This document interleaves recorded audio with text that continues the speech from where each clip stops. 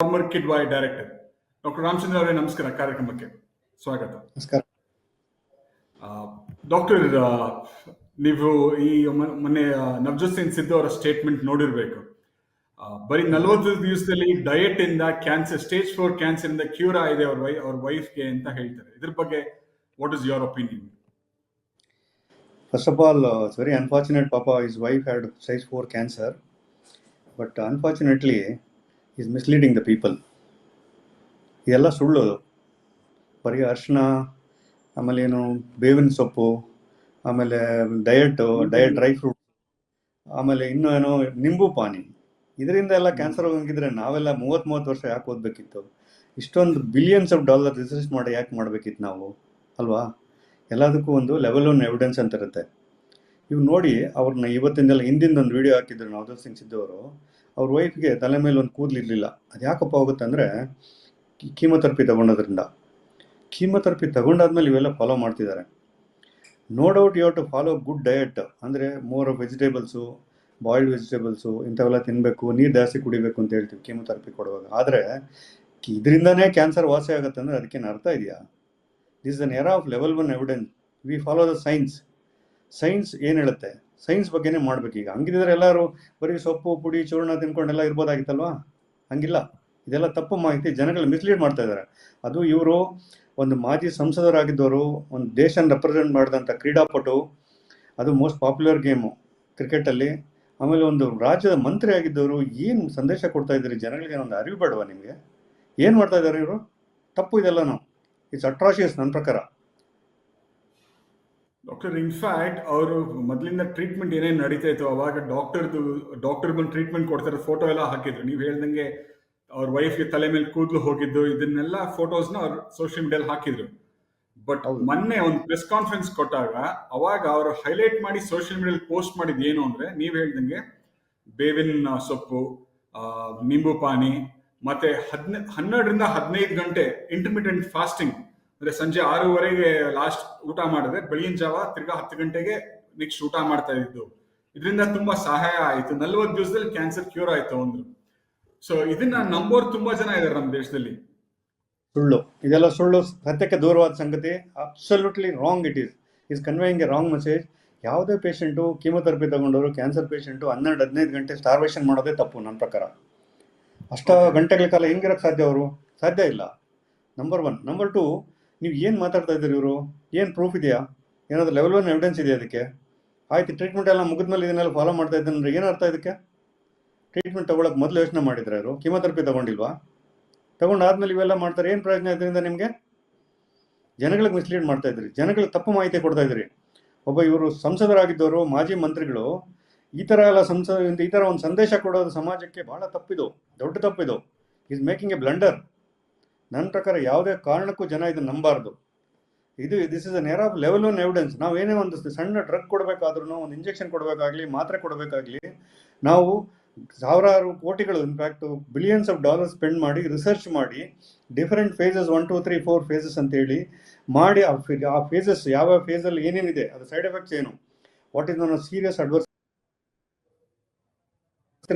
ಆಗುತ್ತೆ, ಸಪೋಸ್ ಅದರಿಂದ ಅನಾಹುತ ಆಗ್ಬೋದಾ, ಪೇಷಂಟ್ ಸಾಯ್ಬೋದಾ, ಅಂದರೆ ಟ್ರಯಲ್ ಮಾಡೋ ಟೈಮಲ್ಲಿ ಇವೆಲ್ಲಾನು ಪ್ರೂವ್ ಮಾಡಿ ಪೇಷಂಟ್ಗೆ ಯಾವುದೇ ರೀತಿ ಅನಾಹುತ ಆಗ್ಬೋದು. ಆ್ಯಂಡ್ ಯಾವುದೇ ಒಂದು ಡ್ರಗ್ ಕೊಟ್ಟರು ನಾವು ಒಂದು ಲಿಸ್ಟ್ ಮಾಡ್ತೀವಿ. These are all the side effects, like minor side effect like vomiting ಇರ್ಬೋದು, ಹೇರ್ ಲಾಸ್ ಇರ್ಬೋದು, ಅಪಟೈಟ್ ಲಾಸ್ ಇರ್ಬೋದು, ಮ್ಯೂಕೋಸೈಟಿಸ್ ಅಂತ ಹೇಳ್ತೀವಿ, ಲೂಸ್ ಮೋಷನ್ ಆಗ್ಬೋದು. ಇವೆಲ್ಲ ಸಣ್ಣ ಪುಟ್ಟ ಸೈಡ್ ಎಫೆಕ್ಟ್ಸ್ ಒಂದು ಡ್ರಗ್ ಕೊಟ್ಟಾಗ. ಆದರೆ ಇದನ್ನೆಲ್ಲ ಪ್ರೂವ್ ಮಾಡೋಕ್ಕೆ ನಮ್ಗೆ ವರ್ಷಾನುಗಟ್ಟಲೆ ಬೇಕು, ಕೆಲವೆಲ್ಲ ಡಿಕೆಟ್ಸ್ ಬೇಕು. ಏನೂ ಇಲ್ದಂಗೆ ಹೋಗ್ಬಿಟ್ಟು ನಿಂಬು ಪಾನಿ ಕುಡೀರಿ ಅಂದ್ರೆ ಏನು ಅರ್ಥ ಇದೆ ಅದಕ್ಕೇನಾದರೂ? ಯಾರು ಮಾತಾಡ್ತಿದ್ದಾರಲ್ಲ, ಯಾರು ದಡ್ರು? ಇನ್ಫ್ಯಾಕ್ಟ್ ವೆಸ್ಟರ್ನ್ ಕಂಟ್ರೀಸಲ್ಲಿ people will laugh at us. ಈ ಥರ ಎಲ್ಲ ಮಾತಾಡ್ತಾರೆ ಇಂಡಿಯಾದಲ್ಲಿ ಅಂತ. ಇಂಡಿಯಾ ಮುಂದುವರಿತಾ ಇರೋ ದೇಶ. ಈ ಕಮಿಟಿಂಗ್ ಬ್ಲಂಡರ್ ನನ್ನ ಪ್ರಕಾರ. ನೋಡಿ ಫೋಟೋ, ನೋಡಿ ಈ ಫೋಟೋ ಇಲ್ಲಿ ಕೂದಲೆಲ್ಲಿದೆ. ಆಮೇಲೆ ಇನ್ನೊಂದು ಹೇಳಬೇಕು ಅಂದರೆ, ಯಾವುದೇ ಒಂದು ಡ್ರಗ್ ಕೊಡಬೇಕಾದ್ರೆ ಒಂದು ಕೆಮಿಕಲ್ ಸ್ಟ್ರಕ್ಚರ್ ಗೊತ್ತಿರಬೇಕು ನಮಗೆ. ಕೆಮಿಕಲ್ ಸ್ಟ್ರಕ್ಚರ್ ಗೊತ್ತಿದ್ರೆ ಮಾತ್ರ ರ್ಯಾಂಡಮೈಸ್ ಸ್ಟಡಿ ಮಾಡಬೇಕು. ಎಲ್ಲನೂ ಒಂದು ರ್ಯಾಂಡಮೈಸ್ ಸ್ಟಡಿ ಮಾಡ್ತೀವಿ ನಾವು. ಅಂದರೆ ವರ್ಷಾನುಗಟ್ಟಲೆ, ಡಿಕೆಟ್ಸ್ ಟುಗೆದರ್ ರ್ಯಾಂಡಮೈಸ್ ಸ್ಟಡಿ ಮಾಡಿ ಅದರ ಎಫೆಕ್ಟ್ ಏನು, ಸೈಡ್ ಎಫೆಕ್ಟ್ ಏನು, ಎಷ್ಟರ ಮಟ್ಟಿಗೆ ರೆಸ್ಪಾಂಡ್ ಆಗ್ಬೋದು, everything you have to document, you have to list it. ಅದಾದಮೇಲೆ ನಾವು ಒಂದು ಡ್ರಗ್ ಕೊಡೋಕ್ಕೆ ಸಾಧ್ಯ ಪೇಷಂಟ್ಗೆ. ಈಗ ಎಸ್ಟಾಬ್ಲಿಷ್ ಟ್ರೀಟ್ಮೆಂಟ್ಸ್ ಇದ್ದಾವೆ. ಆಪ್ರೇಷನ್ ಅಂತೀವಿ, surgery, chemotherapy, radiotherapy, immunotherapy, hormone therapy, ಹೀಗೆ ನಾನಾ ವಿಧವಾದಂಥ ನಮ್ಮಲ್ಲಿ ಅಲೋಪತಿಯಲ್ಲಿ ಈ ಥರ ಎಲ್ಲ ಟ್ರೀಟ್ಮೆಂಟ್ಸ್ ಇದ್ದಾವೆ. ಇದೆಲ್ಲ ಅಕ್ಸೆಪ್ಟೆಡ್, ಪ್ರೂವ್ಡು. ಯಾವ ಕಾಯಿಲೆಗೆ ಏನು ಕೊಡಬೇಕು ಅಂತ ನಮ್ಗೊಂದು ಮಾಹಿತಿ ಇದೆ, ಬುಕ್ಗಳು ಬರೆದಿದ್ದೀವಿ, ಇಂಟರ್ನೆಟ್ಟಲ್ಲಿದೆ, ಎವ್ರಿಥಿಂಗ್ ಇಸ್ ಅವೈಲೇಬಲ್. ಏನು ಇಲ್ದಂಗೆ ಹೋಗ್ಬಿಟ್ಟು ನಿಂಬು ಪಾನಿ, ಅರಿಶಿನ, ಡ್ರೈ ಫ್ರೂಟ್ಸು, ಆಮೇಲೆ ಏನೋ fasting how can you make them fast? ಸಾಧ್ಯನಾ ಪಾಪ? ಅವರೇ ನರಳಾಡ್ತಾರೆ, ತಿನ್ನೋಕ್ಕೆ ಆಗಲ್ಲ, ತಿನ್ನೋ ಟೈಮಲ್ಲಿ ಏನು ಕೊಡಲಿಲ್ಲ ಅಂದರೆ ಯಾವ ನ್ಯಾಯ ಅದು? ತಪ್ಪು ಮಾಡ್ತಾ ಇದ್ದಾರೆ ಇವರು. ಇದೆಲ್ಲ ಕೊಡಕ್ಕೆ ಸಾಧ್ಯನೇ ಇಲ್ಲ. ಇದರಿಂದ ಕ್ಯಾನ್ಸರ್ ಕ್ಯೂರ್ ಆಗುತ್ತೆ ಅನ್ನೋದು ಅಟ್ರಾಸಿಯಸ್, ತಪ್ಪು. ಇದು ತಪ್ಪು ಮಾಹಿತಿ ಕೊಡ್ತಾ ಇದ್ದಾರೆ. ದಯವಿಟ್ಟು ಎಷ್ಟು ಆಸ್ವರಣ apology. Doctor, in fact, I'll get to that apology part later. ಇದು ಡಾಕ್ಟರ್ಸ್ ಎಲ್ಲ ಈ ಬ್ಯಾಕ್ಲಾಶ್ ಆದ್ಮೇಲೆ ದೇಶಾದ್ಯಂತ ಡಾಕ್ಟರ್ಸ್ ಎಲ್ಲ ಇದು ತಪ್ಪು, ಈ ತರ ಮಾತಾಡಬಾರ್ದು ಅಂತ ಹೇಳಿದ್ಮೇಲೆ 2 ದಿವಸದ ನಂತರ ತಿರ್ಗಾ ಇನ್ನೊಂದು ಪೋಸ್ಟ್ ಹಾಕ್ತಾರೆ ಸೋಷಿಯಲ್ ಮೀಡಿಯಾದಲ್ಲಿ. ಏನು ಅಂದ್ರೆ treatment plus diet plan is the best option ಅಂತ. ಅದಾದ್ಮೇಲೆ ನೀವೇ ನೋಡ್ತೀರಾ, ಅಲ್ಲಿ ನಾನು ಅವ್ರದ್ದು ಫೋಟೋ ಹಾಕಿದೀನಿ, ಈ ತರ ಡಯಟ್ ಫಾಲೋ ಮಾಡಿದ್ವಿ ಅಂತ ಹೇಳ್ತಾರೆ. ಸೊ ಅದು ಎರಡು ದಿವಸ ಆದ್ಮೇಲೆ ಫಸ್ಟ್ ಒಂದು ಸ್ಟೇಟ್ಮೆಂಟ್ ಕೊಡ್ತಾರೆ, ಅದಾದ್ಮೇಲೆ 2 ದಿವಸ ಆದ್ಮೇಲೆ ಈ ತರ ಟ್ರೀಟ್ಮೆಂಟ್ ಅಂಡ್ ಡಯಟ್ ಅಂತ ಹೇಳ್ತಾರೆ. ಬಟ್ ನನ್ನ ಅದಕ್ಕೆ ಪ್ರಶ್ನೆ ಏನು ಅಂದ್ರೆ, ನಿಮ್ಮ ಪ್ರಕಾರ ಡಾಕ್ಟರ್, ಆಯುರ್ವೇದದಿಂದ ಕ್ಯಾನ್ಸರ್ ಕ್ಯೂರ್ ಮಾಡಕ್ಕೆ ಚಾನ್ಸ್ ಇದೆಯೋ ಇಲ್ವೋ ಡಾಕ್ಟರ್? ಆಯುರ್ವೇದ ಟ್ರೀಟ್ಮೆಂಟ್ ಇಂದ ಸುಮಾರಷ್ಟು ಆರ್ಟಿಕಲ್ ಬರ್ದಿದ್ದು. ಇನ್ಫ್ಯಾಕ್ಟ್ ಟೈಮ್ಸ್ ಆಫ್ ಇಂಡಿಯಾದಲ್ಲಿ ಒಂದು ಆರ್ಟಿಕಲ್ ಬಂದಿತ್ತು, ನಾನು ಡೈರೆಕ್ಟರ್ ಇರುವಾಗ, ಆಯುರ್ವೇದ ಅಂಡ್ ಕ್ಯಾನ್ಸರ್ ಅಂತ. ಆಯುರ್ವೇದಕ್ಕೆ ಏನು ಪ್ರೂಫ್ ಇಲ್ಲ ರೀ. ನಮ್ಮ ದೇಶ ಯಥೇಚ್ಛವಾಗಿ ಅವೈಲೇಬಿಲಿಟಿ ಇದೆ ಆಯುರ್ವೇದ ಡ್ರಗ್, ಆಯುರ್ವೇದ ಮೆಡಿಸಿನ್. ಅಂದರೆ ಸೋರ್ಸ್ ಆಫ್ ಆಯುರ್ವೇದ ಯಥೇಚ್ಛವಾಗಿ ಅವೈಲೇಬಲ್ ಇಂಡಿಯಾದಲ್ಲಿ. ಬಟ್ ಆದರೆ ನೀವೇನಾದರೂ ಕೊಡಬೇಕು ಅಂದರೆ ಅದಕ್ಕೊಂದು ಕೆಮಿಕಲ್ ಸ್ಟ್ರಕ್ಚರ್ ಬೇಕು, ಲೆವೆಲ್ ಆಫ್ ಎವಿಡೆನ್ಸ್ ಬೇಕು, ಇವೆಲ್ಲ ರ್ಯಾಂಡಮೈಸ್ ಸ್ಟಡೀಸ್ ಮಾಡಬೇಕು, ಪ್ರೂವ್ ಮಾಡಬೇಕು. ನಾನು ಹೇಳ್ದಂಗೆ ಎಫೆಕ್ಟ್ಸು, ಸೈಡ್ ಎಫೆಕ್ಟ್ಸ್ ನೋಡಬೇಕು, ಯಾವುದೇ ಕಾಯಿಲೆಗೆ ಏನು ಹೊಂದ್ಕೊಳತ್ತೆ ಅಂತ ನೋಡಬೇಕು. ಏನು ಇಲ್ದಂಗೆ ಹೋಗ್ಬಿಟ್ಟು ನಾನು ಒಂದು ಚಕ್ಕೆ ತೆಗೆದ್ಬಿಟ್ಟು ಪುಡಿ ಕೊಡ್ತೀನಿ ಅಂದರೆ ಹೆಂಗಾಗತ್ತೆ ಹೇಳಿ? ಅದಕ್ಕೆ ಯಾವುದಕ್ಕೂ ಪ್ರೂಫ್ ಇಲ್ಲ. ಆಯುರ್ವೇದಕ್ಕೆ ಕ್ಯಾನ್ಸರ್ಗೂ ಏನೂ ಸಂಬಂಧನೇ ಇಲ್ಲ ನನ್ನ ಪ್ರಕಾರ. It's wrong. ಆಯುರ್ವೇದನ ಕೊಡೋಕ್ಕೆ ಸಾಧ್ಯನೇ ಇಲ್ಲ ನೀವು. ಇನ್ಫ್ಯಾಕ್ಟ್ ನಮ್ಮಲ್ಲಿ ಒಂದು ಸೆಂಟರ್ ಇತ್ತು ಕಿದ್ವಾಯಲ್ಲಿ ಆಯುರ್ವೇದದ್ದು, ನಾನು ಅದನ್ನು ಕ್ಲೋಸ್ ಮಾಡಿದೆ. ಅಲೋಪತಿ ಇರೋ ಜಾಗದಲ್ಲಿ ಆಯುರ್ವೇದ ಇರಬಾರ್ದು ಅಂತ. ಅವ್ರ ಉದ್ದೇಶ ಏನಿತ್ತು ಅಂದರೆ, ಯಾವ್ದು ನಾವು ಟ್ರೀಟ್ ಮಾಡೋಕ್ಕಾಗಲ್ವೋ ಅಂದರೆ ಏನು, ಎಂಡ್ ಸ್ಟೇಜ್ ಡಿಸೀಸು ಅಂದರೆ ಏನು ಟ್ರೀಟ್ಮೆಂಟೇ ಇಲ್ಲ ಅಲೋಪತಿ ಇಲ್ಲ ಅಂದರೆ ನಾವು ಹೇಳ್ತೀವಿ ಅದಕ್ಕೆ ಪ್ಯಾಲೇಟಿವ್ ಕೇರ್ ಅಂತ ಹೇಳ್ತೀವಿ. ಈಗ ಏನಂತ ಅಂದರೆ ಯಾವುದೇ ರೀತಿಯ ಟ್ರೀಟ್ಮೆಂಟ್ ಕೊಡೋಕ್ಕೂ ಸಾಧ್ಯ ಇಲ್ಲ, ಈ ಪೇಷಂಟ್ಗೆ ಯಾವುದೇ ರೀತಿಯಲ್ಲಿ ಕ್ಯೂರ್ ಆಗಲ್ಲ. ಇದು ಇನ್ನೊಂದು ಕೆಲವು ವಾರಗಳು, ತಿಂಗಳುಗಳು ಇಂಥ ಪೇಷಂಟ್ಗೆ ಅಂಥವ್ರಿಗೆ ನೀವು ಕೊಟ್ಕೊಳ್ಳಿ ಅಂತ ಹೇಳಿದ್ದೆ ನಾನು. ಅದನ್ನು ನಮ್ಮ ಮುಂದೆ ಖಾಲಿ ಮಾಡಿಸಿ ಸರ್ಕಾರಕ್ಕೆ ಭಾಳ ಹೋರಾಟ ಮಾಡಿ ನಾನು ಅದನ್ನು ಖಾಲಿ ಮಾಡಿದೆ ಆ ಜಾಗನ. ಸೊ ಹಾಗೆ ಆಯುರ್ವೇದಕ್ಕೆ ಕ್ಯಾನ್ಸರ್ಗೂ ಏನೂ ಸಂಬಂಧ ಇಲ್ಲ. ದಯವಿಟ್ಟು ಇಟ್ಸ್ ರಾಂಗ್ ಮಾಹಿತಿ. ಆಯುರ್ವೇದದಿಂದ ಕ್ಯಾನ್ಸರ್ ಕ್ಯೂರ್ ಆಗೋಕ್ಕೆ ಸಾಧ್ಯನೇ ಇಲ್ಲ. ಅದಕ್ಕೆ ಲೆವೆಲ್ ಆನ್ ಎವಿಡೆನ್ಸ್ ಬೇಕು, ಅದಿಲ್ಲ. ಮತ್ತೆ ಇನ್ನೊಂದು ಏನು ಹೇಳ್ತಾರೆ ಅಂದರೆ, ಅವ್ರ ಸ್ಟೇಟ್ಮೆಂಟ್ಲಿ ವೇರಿಯಸ್ ಹರ್ಬ್ಸ್ ಅಂದರೆ ಪ್ಲಾಂಟ್ಸ್, ಅದನ್ನ ಈ ಬೇವಿನ ಎಲೆಗಳಾಗಿರ್ಬೋದು, ಮಿಕ್ಕಿದ ಇರ್ಬೋದು, ಅದನ್ನು ಯೂಸ್ ಮಾಡಿ ಹೆಲ್ಪ್ ಆಯಿತು ಅಂತಾರೆ. ಕೆಲವು ಕಡೆ ಡಾಕ್ಟರ್ಸ್ ಏನು ಬೈದಿದ್ದಾರೆ ಅಂತಂದರೆ, ಕೆಲವು ಮೆಡಿಸಿನ್ಸ್ಗೆ ಈ ಬೇವಿನ ಎಲೆಗಳಾಗ್ಲಿ ಅದನ್ನ 2 ಜೊತೆಗೆ ತಗೊಂಡಾಗ ಇನ್ಫ್ಯಾಕ್ಟ್ ಸೈಡ್ ಎಫೆಕ್ಟ್ ಜಾಸ್ತಿ ಇರುತ್ತೆ ಅಂತಾರೆ. ಹೌದಾ? ಏನು ಅದರ ಅರ್ಥ ಏನು? ಅಂದರೆ ನಾವು ಅಲೋಪತಿ ಟ್ರೀಟ್ಮೆಂಟ್ ಕೊಡುವಾಗ ಬೇರೆ ಯಾವುದೋ ಟ್ರೀಟ್ಮೆಂಟು ಅಲೋ ಮಾಡಬಾರ್ದು. ಈಗ ಸಪೋಸ್ ಏನಾಗುತ್ತೆ, ಏನು ಆಯುರ್ವೇದದ ನೀವು ಹೇಳಿದ್ರಲ್ಲ, ಚೂರ್ಣ, ಪುಡಿ, ಪೌಡ್ರು, ಆ ಥರ ಏನೋ ಕೊಡೋ ಟೈಮಲ್ಲಿ patient might die because of severe loose motions ಆಗ್ಬೋದು, ವಾಮಿಟಿಂಗ್ ಆಗ್ಬೋದು, ಸೈಡ್ ಎಫೆಕ್ಟ್ ರಿಯಾಕ್ಷನ್ ಆಗ್ಬೋದು, ಗ್ಯಾಸ್ಟ್ರೈಟಿಸ್ ಆಗುತ್ತೆ. ಅದರಿಂದ ಏನು ಉಪಯೋಗ ಆಗಲ್ಲ ಅವ್ರಿಗೆ. ಹಾಗಾಗಿ ಅದನ್ನು ಕಂಬೈನ್ ಮಾಡಲೇಬಾರ್ದು, ಕೊಡಲೇಬಾರ್ದು. ನಾವು ಒಂದು ಸ್ಟ್ರಿಕ್ಟ್ ಡಯಟ್ ಹೇಳ್ತೀವಿ, vegetarian diet, lot of boiled vegetables, ಚೆನ್ನಾಗಿ ನೀರು ಕುಡಿಬೇಕು, clean water, you drink at least 4 to 5 liters during chemotherapy and after surgery, radiotherapy and all. ಅದ್ರ ಜೊತೆಗೆ ಏನಾಗುತ್ತೆ, patient should be in a clean place. ಈ ಇನ್ಫೆಕ್ಷನ್ ಆದವ್ರ ಹತ್ರ ಹೋಗಬಾರ್ದು. ಈ ಕೆಮ್ಮು, ನೆಗಡಿ ಇರೋಂಥವ್ರು, ಇಂಥ ನಮ್ದು ಇಮ್ಯುನಿಟಿ ಲೋ ಇರುತ್ತೆ, ಕ್ಯಾನ್ಸರ್ ಪೇಷಂಟ್ಗೆ ಇಮ್ಯುನಿಟಿ ಲೋ ಇರುತ್ತೆ, ಅಂಥ ಪೇಷಂಟ್ಗಳ ಹತ್ರ ಇವರೆಲ್ಲ ಹೋಗಬಾರ್ದು ಅಂತ ವಾರ್ನಿಂಗ್ ಕೊಟ್ಟಿರ್ತೀವಿ ನಾವು. ಡಾಕ್ಟರ್, ನೀವು ನೀರ್ ಬಗ್ಗೆ ಮಾತಾಡಿದ್ರಿ, ಆ ನೀರಿನ ಬಗ್ಗೆನೂ ಅವ್ರು ಮಾತಾಡಿದ್ದಾರೆ. ಆಲ್ಕನೈನ್ ವಾಟರ್ ಕುಡಿಬೇಕು, pH 7 ಇರಬೇಕು. ಫಸ್ಟ್ ಆಫ್ ಆಲ್ ನಮ್ಮ ವೀಕ್ಷಕರಿಗೆ ಆಲ್ಕನೈನ್ ವಾಟರ್ ಅಂದ್ರೆ ಏನು, pH 7 ಅಂದ್ರೆ ಏನು ಅಂತ ಹೇಳಿ ಎಕ್ಸ್ಪ್ಲೈನ್ ಮಾಡಿ ಡಾಕ್ಟರ್ ಪ್ಲೀಸ್. pH ಅಂದ್ರೆ ಏನು ಗೊತ್ತಾ? pH ಕಡಿಮೆ ಇರುತ್ತೆ ಅಂತ ಒಂದರಿಗೆ ಆಸಿಡಿಟಿ ಅಂತ ಹೇಳ್ತೀವಿ. ಆಸಿಡ್, ಸಮಕಲ್ಲಿರೋ ಆಸಿಡ್ pH ಲೋ ಇರುತ್ತೆ. ಆಲ್ಕಲೈನ್ ಅಂದರೆ pH ಜಾಸ್ತಿ ಇರಬೇಕು. ಆಲ್ಕಲೈನಿಂದ ಏನಾಗುತ್ತೆ ಅಂದರೆ ಬ್ಯಾಕ್ಟೀರಿಯಾ ಸಾಯ್ತದೆ ಅನ್ನೋ ಒಂದು ಮಾಹಿತಿ ತಪ್ಪದು. ಅದು ಅವಶ್ಯಕತೆ ಇಲ್ಲ. ನನ್ನ ಪ್ರಕಾರ it's all wrong. Is misguiding people in the country and is a man who was reach such a high status. You should not mislead people of this. ಅನ್ನೋ 140 ಕೋಟಿಗೆ ಹೆಚ್ಚಿಗಿರೋಂಥ ದೇಶ ನಮ್ಮದು. ಏನು ಮಾಹಿತಿ ಕೊಡ್ತಾ ಇದ್ದಾರೆ ಅಂತ ಅರ್ಥ ಇದೆ ಅವ್ರಿಗೇನಾದರೂ? ಆಲ್ಕಲೈನ್ ವಾಟರ್ ಕುಡಿಲಿ ಬೇಡ ಅಂತ ಹೇಳಲ್ಲ, ಅದರಿಂದ ಕ್ಯಾನ್ಸರ್ ಕ್ಯೂರ್ ಆಗುತ್ತೆ ಅಂದರೆ ಯಾವುದು? There is no meaning and there is no evidence. ಸುಳ್ಳೋದು. ಡಾಕ್ಟರ್, ಅವ್ರು ಇನ್ನೊಂದು ಮಾತು ಹೇಳ್ತಾರೆ. ನೀವು ಅವಾಗಲೇ ಡಯಟ್ ಬಗ್ಗೆ ಮಾತಾಡಿದಾಗ ಹೇಳಿದ್ರಿ, ಮೊದಲೇ ಪೇಷಂಟ್ಸ್ ಸುಸ್ತಾ ಇರುತ್ತೆ, ಅವ್ರಿಗೆ ಊಟ ಬೇಕು, ತಿನ್ನಕ್ ಆಗ್ತಾ ಇರಲ್ಲ ಅಂತ. ಬಟ್ ಆದ್ರೆ ಇಲ್ಲಿ ಅವ್ರು ಏನ್ ಹೇಳ್ತಾರೆ ಅಂದ್ರೆ, 13 ಇಂದ 14 ಅವರ್ ಅಥವಾ ಇನ್ನು 15-17 ಅವರ್ ಇಂಟರ್ಮಿಟೆಂಟ್ ಫಾಸ್ಟಿಂಗ್ ಮಾಡಿದ್ರೆ ಕ್ಯಾನ್ಸರ್ ಸೆಲ್ಸ್ ತಾನಾಗಿ ತಾನೇ ಸತ್ತೋಗುತ್ತೆ ಅಂತಾರೆ. ಏನಿದ್ರ ಅರ್ಥ? ಕ್ಯಾನ್ಸರ್ ಸೆಲ್ ಸಾಯತ್ತೆ ಅಂದ್ರೆ ಏನು? ಇಂಟರ್ಮಿಟೆಂಟ್ ಫಾಸ್ಟಿಂಗ್ ಅಂದ್ರೆ ಏನು? ಸುಳ್ಳು. ಕ್ಯಾನ್ಸರ್ ಈಗ ನಾವು 15 ಗಂಟೆ ನಾವು ಫಾಸ್ಟಿಂಗ್ ಮಾಡಿದ್ರೆ ಮನುಷ್ಯ ಸಾಯ್ತಾನ? ಸುಳ್ಳು. ಹಾಗೇನೆ cancer cell also gets blood supply from the body, it gets oxygen from the body, it survives. ಆ ಥರ ಎಲ್ಲ ಹೋಗಲ್ಲ, ಸುಳ್ಳೋದು. ಕ್ಯಾನ್ಸರ್ ಹಂಗೆ ಹೋಗಿದ್ರೆ ಮಂತ್ರಕ್ಕೆ ಮಾವಿನಕಾಯಿ ಬೀಳುತ್ತೆ ಅಂತ ಆಯ್ತು. ಮಂತ್ರ ಹೇಳ್ಬಿಟ್ಟು ಮೇಲಿಂದ ಮಾವಿನಕಾಯಿ ಬೀಳುತ್ತೆ ಅಂದ್ರೆ ಹೆಂಗಾಗುತ್ತೆ ಹೇಳಿ? ಸುಳ್ಳೋದು. ಇವ್ರು ಮಿಸ್ಗೈಡ್ ಮಾಡ್ತಾ ಇದ್ದಾರೆ, ಇದೆಲ್ಲ ತಪ್ಪು ಮಾಹಿತಿ ಇದು. ಬಟ್ ಡಾಕ್ಟರ್, ನೀವು ಇದನ್ನ ಕೇಳಿರಬಹುದು, ನಾನು ಕೇಳಿದ್ದೀನಿ. ತುಂಬಾ ಜನ ತುಂಬಾ ಜನ ಅಂತ ಹೇಳಲ್ಲ, ಕೆಲವು ಜನ ಹೇಳ್ತಾರೆ ಕ್ಯಾನ್ಸರ್ ಇದ್ದಾಗ ಅವ್ರಿಗೆ ವಿತೌಟ್ ಗೋಯಿಂಗ್ ಅಲೋಪತಿ ಟ್ರೀಟ್ಮೆಂಟ್ ತಗೊಳ್ದೆ ಆಲ್ಟರ್ನೇಟಿವ್ ಮೆಡಿಸಿನ್ಸ್ ತಗೊಂಡು ಊರಿನ ಕಡೆ ಇರೋರಿಗೆ ಅವರು ಇವರು ಕ್ಯಾನ್ಸರ್ ಕ್ಯೂರ್ ಆಗಿದೆ ಅಂತ ಅವ್ರು ನಂಬ್ತಾರೆ. ಇದ್ರ ಬಗ್ಗೆ ನೀವೇನ್ ಹೇಳ್ತೀರಾ? ಅಂತವ್ರಿಗೆ ನೀವೇನ್ ಹೇಳ್ತೀರಾ ಡಾಕ್ಟರ್? ಸುಳ್ಳು. ಯಾವುದೇ ಪೇಷಂಟು ಓನ್ಲಿ ಆಯುರ್ವೇದಿಕ್ ಟ್ರೀಟ್ಮೆಂಟ್ ತಗೊಂಡು ಕ್ಯೂರ್ ಆಗಿದೆ ಅಂತ ಇದುವರೆಗೂ ಮಾಹಿತಿ ಇಲ್ಲ. ಅದನ್ನೆಲ್ಲೋ ಪಬ್ಲಿಕೇಶನ್ ನಾನು ನೋಡಿಲ್ಲ ಇದುವರೆಗೂ, ನಾನು ನೋಡಿರೋದಂಥದ್ದು. ದಯವಿಟ್ಟು ಹೇಳ್ತೀನಿ ಕೇಳಿ, ನಮ್ದೆಲ್ಲ ಮಾಹಿತಿ ಡಾಕ್ಯುಮೆಂಟ್ ಮಾಡಬೇಕೆಲ್ಲ ಇವತ್ತು. Everything is online, everything is documented, everything is proved and they should be level 1 evidence. And ಏನೇ ಡ್ರಗ್ ಕೊಡಬೇಕಾದ್ರೂ ಅದನ್ನು ಸುಮಾರು ರ್ಯಾಂಡಮೈಸ್ ಸ್ಟಡೀಸ್ ಮಾಡಿ ಅದರ ಹೋಗುಗಳು ಅಂದರೆ ಸೈಡ್ ಎಫೆಕ್ಟ್ಸು ಎಷ್ಟು ಪರ್ಸೆಂಟೇಜ್ ರೆಸ್ಪಾಂಡ್ ಆಗ್ಬೋದು. ಈಗ ಸಪೋಸ್ ನಾಳೆ ಬೆಳಗ್ಗೆ ಇನ್ನೊಂದು ಬೇರೆ ಮೆಡಿಸಿನ್ ಬಂತು, ಆ ಬೇರೆ ಮೆಡಿಸಿನ್ ಕೊಡಬೇಕು ಅಂದ್ರೂ ನಮ್ಗೆ ಒಂದು ಮಾಹಿತಿ ಬೇಕು. ಅಂದರೆ ಈ ಎಕ್ಸಿಸ್ಟಿಂಗ್ ಮೆಡಿಸಿನ್ಗಿಂತ ಇದು ಬೆಟರು, ಸೈಡ್ ಎಫೆಕ್ಟ್ ಕಮ್ಮಿ, ಎಫೆಕ್ಟ್ ಜಾಸ್ತಿ. ಈಗ ಸಪೋಸ್ ಒಂದು 80% 90% ಕರಗು ಅಂತ 100% ಕರೆಕ್ಟ್ ಅಂದರೆ ದಯವಿಟ್ಟು ನಾವು ಕೊಡ್ತೀವಿ. ಬಟ್ ಅದನ್ನು ಪ್ರೂವ್ ಮಾಡ್ಬೇಕು ನಾವು. ಅವೈಲೇಬಿಲಿಟಿ ಇದೆ ಅಂದ ತಕ್ಷಣ ಕೊಡೋದಲ್ಲ.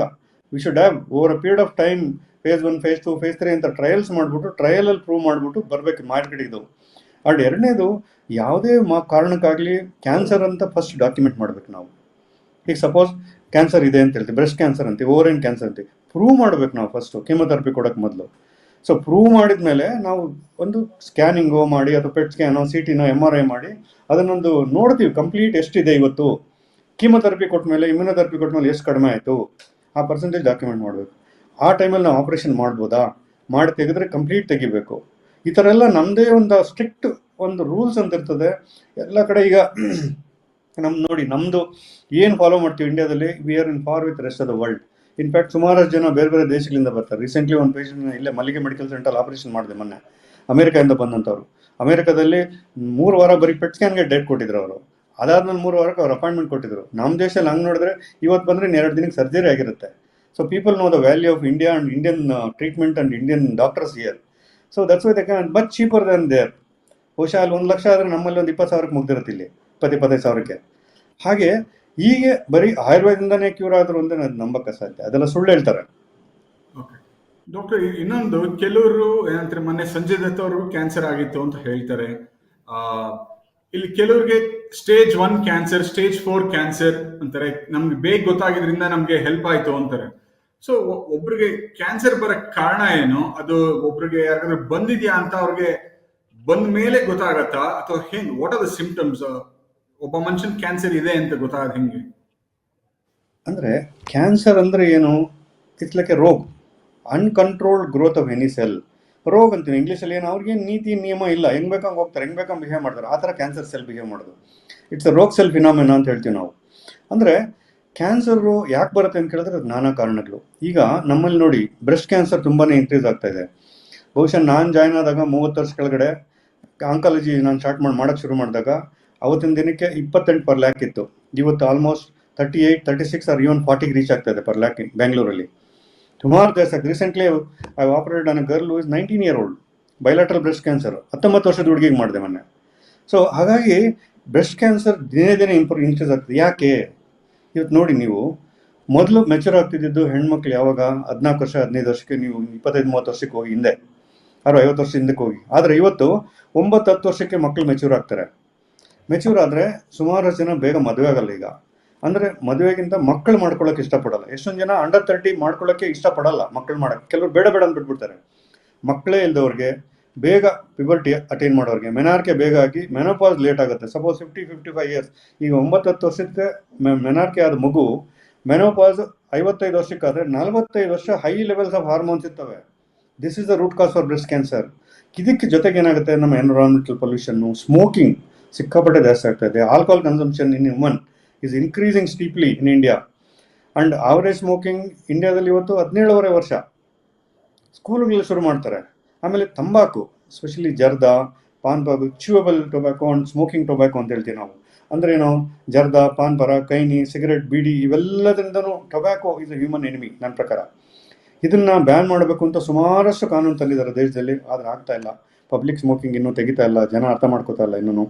ಸ್ಮೋಕಿಂಗು, ಆಲ್ಕೋಹಾಲ್ ಇರ್ಬೋದು, ಎನ್ವಿರಾನ್ಮೆಂಟಲ್ ಪೊಲ್ಯೂಷನ್ ಇರ್ಬೋದು, in addition to hormones, there so many other factors, heredity ಇರ್ಬೋದು, ಜೆನೆಟಿಕ್ ಡಿಫೆಕ್ಟ್ ಇರ್ಬೋದು, ಇನ್ನೊಂದಷ್ಟು suppose but 1/3 of the cancers ಯಾಕೆ ಬರ್ತವೆ ಅಂತ ಇದುವರೆಗೂ ಮಾಹಿತಿ ಗೊತ್ತಿಲ್ಲ. It's really unknown.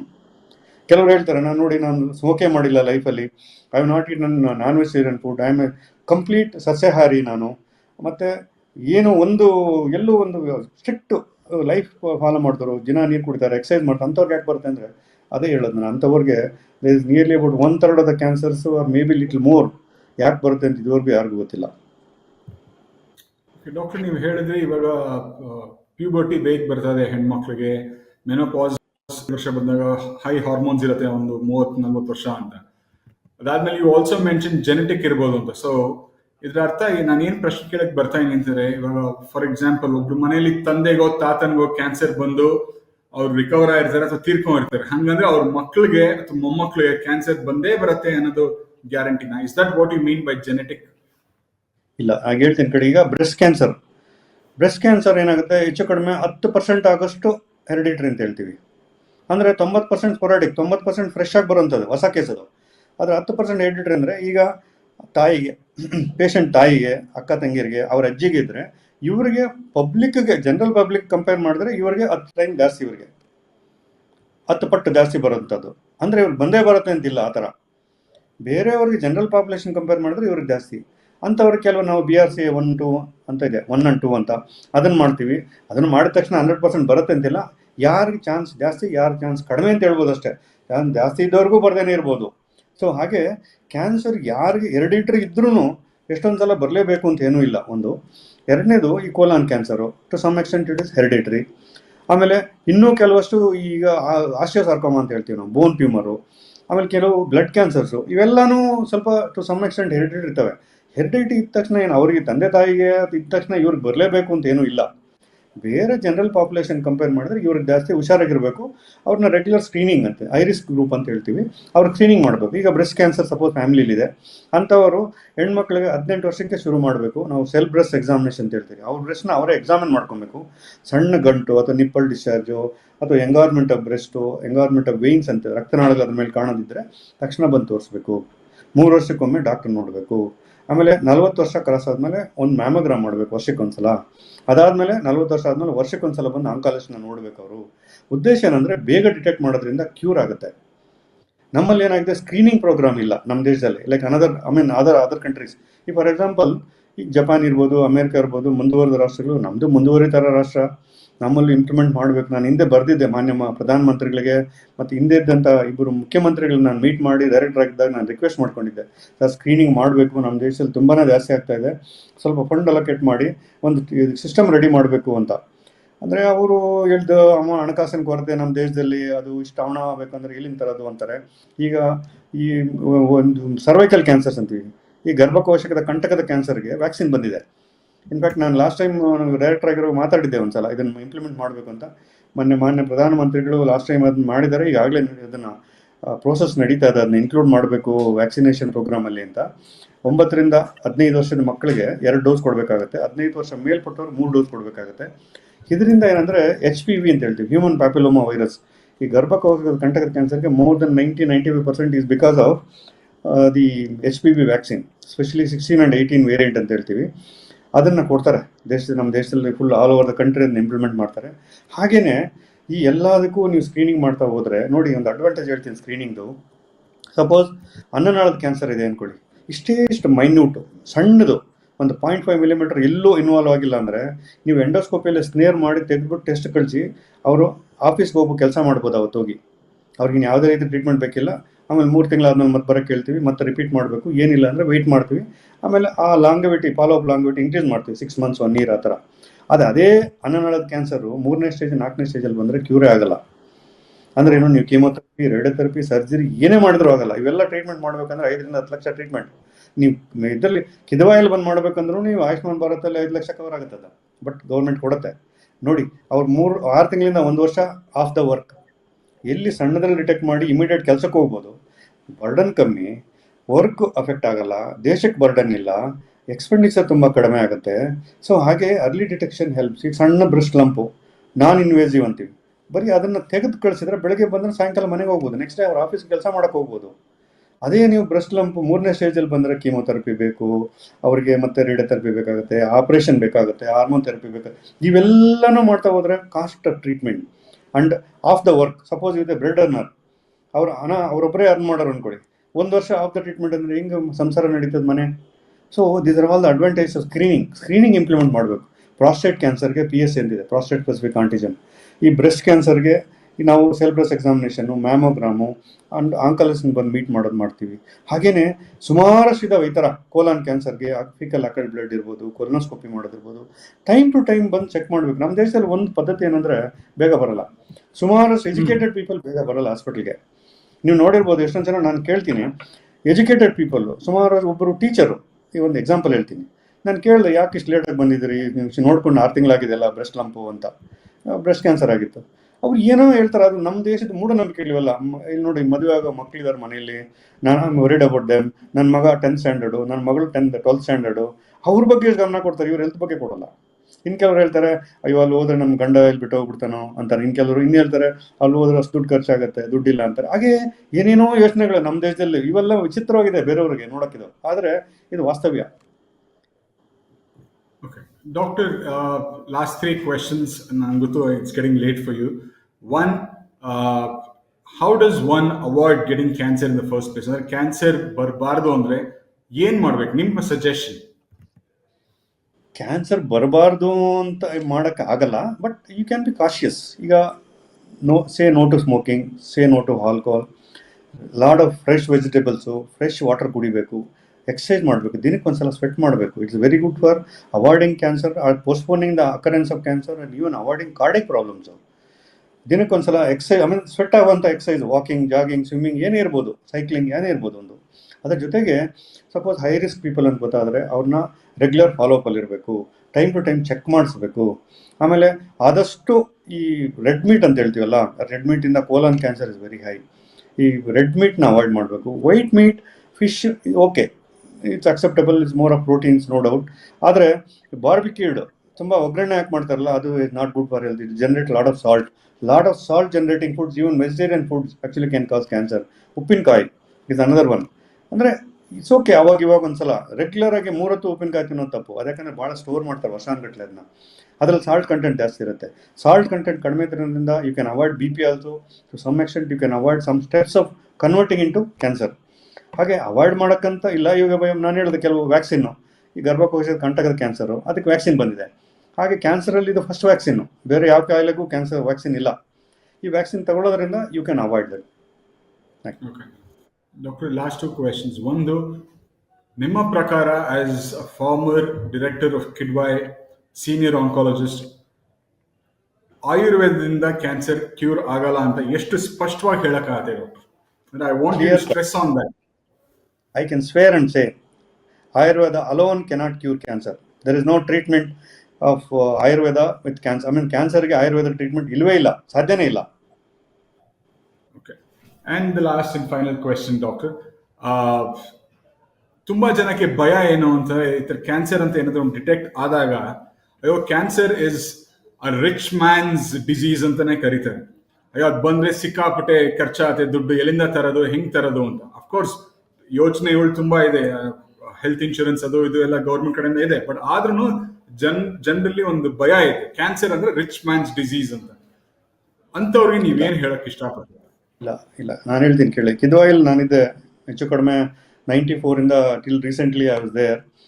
ಸೊ ನಾನು ಒಂದು ಸಣ್ಣ ರೆಸಿಡೆಂಟಾಗಿ ಸ್ಟಾರ್ಟ್ ಮಾಡಿ ಡೈರೆಕ್ಟರಾಗಿ ರಿಟೈರ್ ಆದೆ ಅಲ್ಲಿಂದ. ಸೊ ಅಲ್ಲಿ ನೋಡಿ, ಯಾವುದೇ ಪೇಷಂಟ್ ಬರಲಿ, forget about people are include in Ayushman Bharat, ಆರೋಗ್ಯ ಕರ್ನಾಟಕ ಏನು ಇಲ್ದವ್ರಿಗೂ ಬೆಂಗಾಲಿಂದ, ವೆಸ್ಟ್ ಬೆಂಗಾಲಿಂದ 7% ಪೇಷಂಟ್ ಬರ್ತಾರೆ ನಮ್ಮಲ್ಲಿ. ಅಸ್ಸಾಮಿಂದ ಬರ್ತಾರೆ, ಬಿಹಾರಿಂದ ಬರ್ತಾರೆ, UPಯಿಂದ ಬರ್ತಾರೆ, ತಮಿಳ್ನಾಡು ಆಂಧ್ರದಿಂದ ಸುಮಾರು ಜನ ಬರ್ತಾರೆ. ಹಾಗೆ ಹಣ ಮುಖ್ಯ ಅಲ್ಲ ಅಲ್ಲಿ.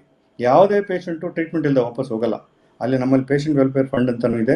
ಆ್ಯಂಡ್ ಯಾವುದೇ ಕಾರಣಕ್ಕೂ ಪೇಷಂಟ್ ಡಿಸರ್ವಿಂಗ್ ಪೇಷಂಟ್ಗೆ ಟ್ರೀಟ್ಮೆಂಟ್ ಇಲ್ಲ ಅಂತ ನಾವು ಕಳಿಸೋದೇ ಇಲ್ಲ. ಹಾಗೆ ಗೌರ್ಮೆಂಟ್ ಹಾಸ್ಪಿಟಲ್ಸ್ ಇಂಪ್ರೂವ್ ಆದಷ್ಟು ಇಟ್ಸ್ ಅನ್ ಅಡ್ವಾಂಟೇಜ್. ನೋಡಿ, this is an advantage of improving government hospitals. I wish every hospital should cater like this. ಆ ಥರ ಕಿದ್ವಾಯ್ ಥರ ಕಿದ್ವಾಯಲ್ಲಿ ಇದುವರೆಗೂ ನಾವು ಸುಮಾರು ಜನ ಲಕ್ಷಾಂತರ ಜನಕ್ಕೆ ಮಾಡ್ತೀವಿ, ಎಲ್ಲರೂ ಕರ್ನಾಟಕದವ್ರು ಅಂತ ಏನಿಲ್ಲ. ಆ್ಯಂಡ್ ಕರ್ನಾಟಕದಲ್ಲೂ ಈಗ ನಾನ್ ಪೇಯಿಂಗ್ ಕ್ಯಾಟಗರಿ ಅಂದರೆ ಏನು, ಈಗ 10% ಐ ಮೀನ್ ಅವ್ರಿಗೆ ಸ್ವಲ್ಪ 30% ಜಾಸ್ತಿ ಆಗುತ್ತೆ.